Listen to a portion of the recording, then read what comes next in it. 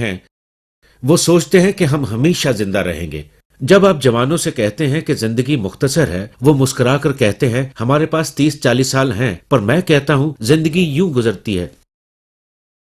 کسی نے میری ایک سالگرہ پر پوچھا، میں یہ نہیں بتاؤں گا کون سی سالگرہ۔ انہوں نے پوچھا کہ جن دنوں میں آپ 65 سال کے تھے، آپ کی زندگی میں حیران کن بات کیا تھی؟ میں نے کہا کہ زندگی کا بگاڑ۔ یہی میری زندگی کی حیران کن بات ہے۔ جیسے میں ایک نوجوان ہوں، کبھی مجھے لگتا ہے کہ میں 18 سال کا ہوں، پھر مجھے اصل عمر کا احساس ہوتا ہے، لیکن بہت جلد گزر جاتی ہے۔ اور پھر جان، بالکل جس طرح اس جسم کے اعضاء ہیں، مثلا ہاتھ، ناک، پاؤں، آنکھیں، پاؤں، اسی طرح سے جان کی بھی کئی خصوصیات اور نعمتیں ہیں۔ پہلی بات اس کی سمجھ، عقل اور علم۔ بائبل بتاتی ہے کہ خداوند کا خوف دنائی کا شروع ہے۔ ٹویم نے کہا انسان کا علم ہی اسے مکمل تباہی کے دہانے پر لے آیا ہے۔ ہاں، ہمارے پاس علم ہو سکتا ہے، لیکن فہم سے ہم اپنی اصطلاحات پر قابو نہیں رکھ سکتے۔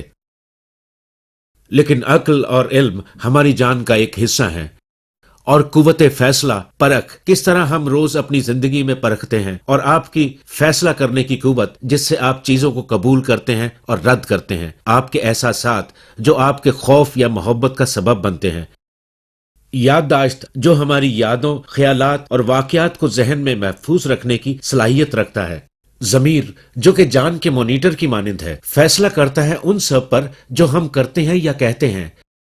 یہ سب کچھ ہماری جان کا حصہ ہے جو ہمیشہ زندہ رہے گا۔ سائنس جو زندہ خلیہ بنا رہی ہے، پروٹوپلازم کی بات کرتی ہے۔ پروٹوپلازم تکلیف کے دوران اپنے آپ مسکرا نہیں سکتی۔ یہ پروٹوپلازم دشمنوں سے محبت نہیں کر سکتے، تباہی میں اچھے کی امید نہیں رکھ سکتے، وہ خدا سے رابطہ نہیں کر سکتے۔ سائنسدان یہ جانتے ہیں کہ سائنس سے بڑھ کر بھی کچھ ہے۔ بائبل اسے کہتی ہے جان۔ کیا ہوتا ہے جب انسان مرتا ہے؟ جسم وہیں ہوتا ہے، اعضاء وہیں ہوتے ہیں، لیکن جسم سے کچھ باہر نکل جاتا ہے۔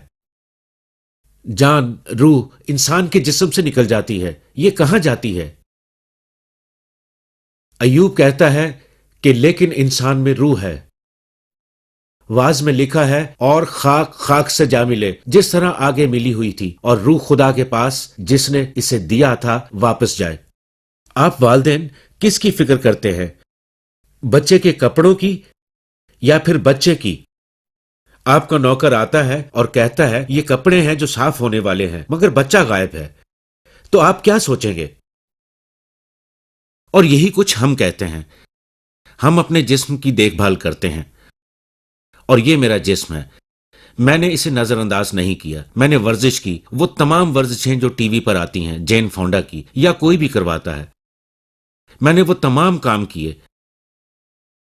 میں نے باقاعدگی سے جاگنگ کی، میں نے مناسب خوراک لی، میں نے وٹامن بھی لیے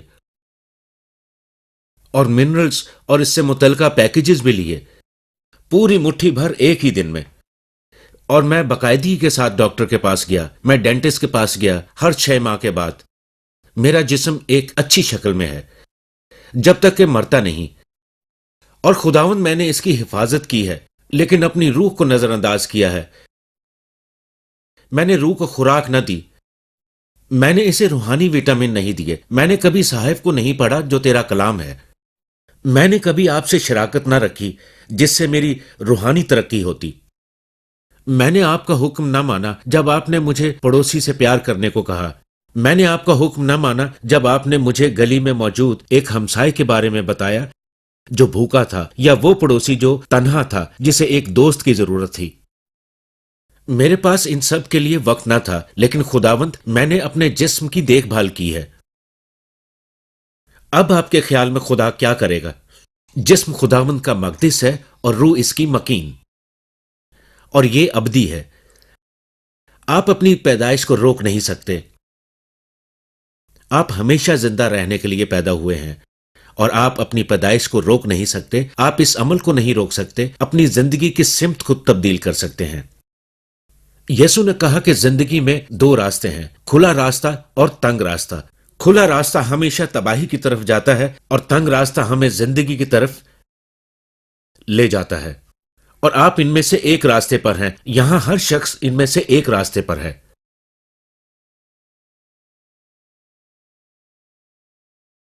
آپ راستہ بدل سکتے ہیں، لیکن آپ اس حقیقت کو بدل نہیں سکتے کہ آپ ایک زندہ روح ہیں، اور کہیں نہ کہیں آپ ہمیشہ زندہ رہیں گے۔ یہ ایک سنجیدہ خیال ہے۔ شاید آپ کے پاس کچھ لمحے ہیں، کچھ گھنٹے، کچھ دن، کچھ ہفتے یا مہینے، یہ فیصلہ کرنے کے لیے کہ آپ کس راستے پر چلیں گے۔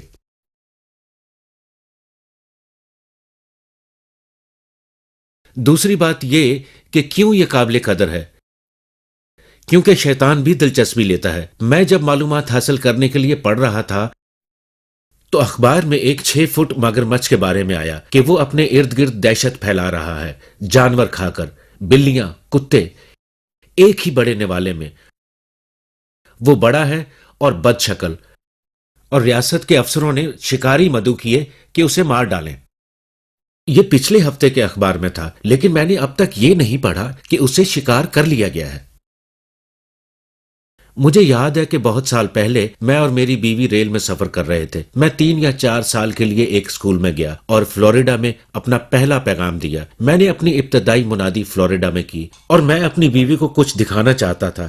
ابھی ہم راستے میں ہی تھے کہ کچھ فاصلے پر مجھے وہ مگرمچھ نظر آیا۔ میرے پاس کار میں 22 mm رائفل تھی اور میں نے اس کو مار دیا، اور میری بیوی کو مجھے معاف کرنے میں کئی ہفتے لگے۔ اس مگرمچھ کو مارنے پر میں نے کچھ بلیوں، کتوں اور خرگوشوں کو بچایا تھا۔